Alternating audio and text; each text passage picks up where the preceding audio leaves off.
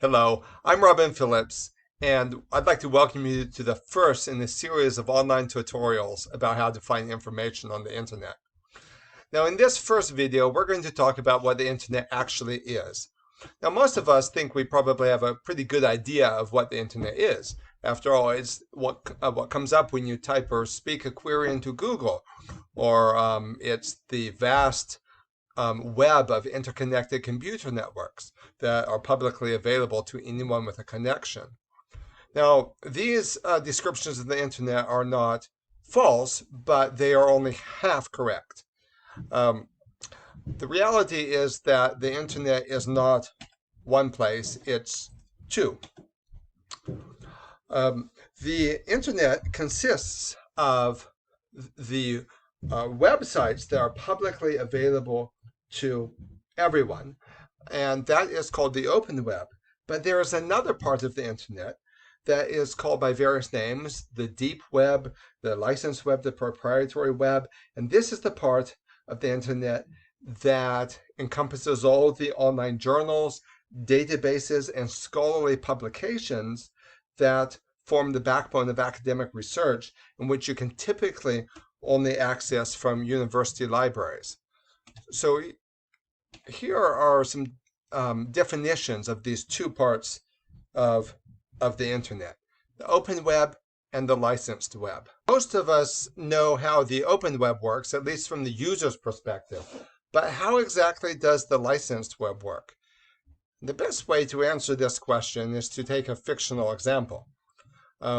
A fictional professor named Dr. Tilby has spent the last year and a half in the jungles of Madagascar studying a spider known as Darwin's bark spider. And this spider is able to create webs that can span 25 meters. Now, when Dr. Tilby is ready to publish his article on spiders, on this particular spider, he sends it to the scholarly publication, the scholarly journal Academic Biology. And after a process of peer review in which the journal's team of scientists check over his work, the editors decide to publish his piece in their spring edition of the journal. Now, it costs money to publish academic biology, just like it costs money to publish a book. And thus, the publishers of the journal, they don't just make their issues available for free. Instead, they sell subscriptions to libraries. And many academic libraries, which are the libraries that are connected to colleges and universities, they subscribe to this journal. And of these universities, some will pay to subscribe to the print version, but most will save shelf space simply by buying a digital subscription. And some universities will not subscribe to this journal at all. Now, suppose you are getting ready to go on a science expedition to Madagascar, and you want to know about the webs that this spider produces. Dr. Tilby's research would actually be very useful to you. But the problem is you don't know that his research exists. You don't know that he's just had an article that has appeared in the spring edition of the journal Academic Biology. And you could spend hundreds of hours on Google, but his article would still not come up because it is not part of the open web. To access Dr. Tilby's article, you would need to go into a library that has an electronic subscription to academic biology. And once in the library, you could access his article from one of the terminals. But the problem is, you don't even know that Dr. Tilby's article exists. So how are you going to find out about it, let alone find out which library has a subscription to this journal? And to answer this question, we need to learn something else about academic libraries that are crucial. Here's a picture of the Bazille Memorial Library at the University of Oklahoma, where I'm a student. Now, just as there are search engines like Google that search the open web, so there are also search engines that come through the licensed web. And these are called databases, and they are usually subject specific. Here are some of the databases that the University of Oklahoma subscribes to. And we'll talk more about these databases in another video. Now, In addition to subscribing to journals, the university libraries pay large fees to have access to these databases, which help researchers get connected to the journal articles they need. Now, sometimes it can get a little more complicated as publishers of content will often double duty as database publishers. While some databases will give full text access, and others will merely share abstracts, others will simply search journals. So there's quite a lot of variety, but we don't need to get into those details now.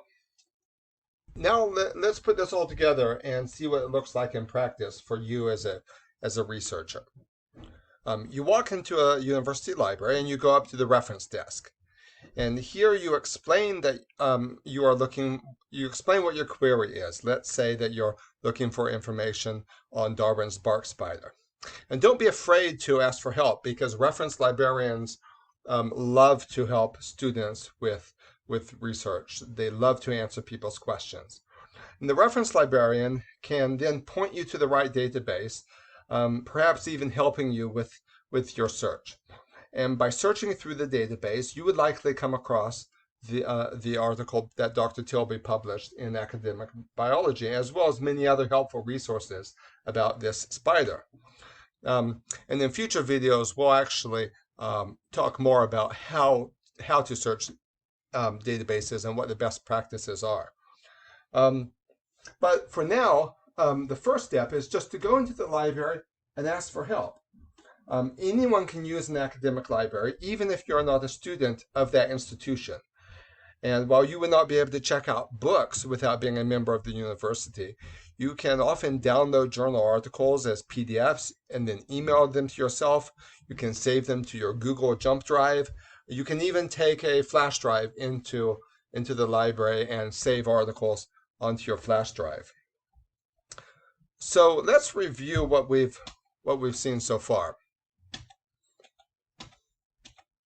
The internet is not one place, but two: the open web and the licensed web, or the proprietary web. Many journal articles are only available on the licensed web. Universities pay to subscribe to many journals on the licensed web, as well as subject-specific databases that search these journals and aggregate academic content. To search the licensed web, simply go into an academic library and ask for help.